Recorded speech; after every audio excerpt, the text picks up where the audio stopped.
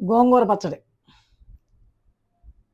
ఎక్కువ మందికి ఆవకాయ పచ్చడి తర్వాత దీన్నే ఇష్టపడతారు. చాలా చాలా టేస్టీగా ఉంటది. ఇటువంటి పచ్చడినైతే ఒక 1 మినిట్‌లో ఈ వీడియోనైతే చూపించడం కష్టం కాబట్టి నేను 2 పార్ట్‌లాగా అయితే ఈ వీడియో చేశాను. పచ్చడి తాలింపు కోసం అర కేజీ వేరుశనగ నూనె తీసుకున్నాను. దాంట్లో వెల్లుల్లిపాయలు, ఎండుమిర్చి, కరివేపాకు, జీలకర్ర, అలాగే ఆవాలు, చివరగా ఇంగువ వేసి తాలింపేసానండి. అలాగే ఈ మిశ్రమాన్ని ఎండుమిర్చి, ధనియాలు, జీలకర్ర ఈ మిశ్రమాన్ని కూడా కలిపి అందులో కొద్దిగా ఆవపిండి వేశాను. మొత్తం కలిపి నేనైతే దీన్ని తాలింపు పెట్టాను. చాలా చాలా టేస్టీగా ఉంది. అసలు చూస్తేనే నోరూరిపోతుంది.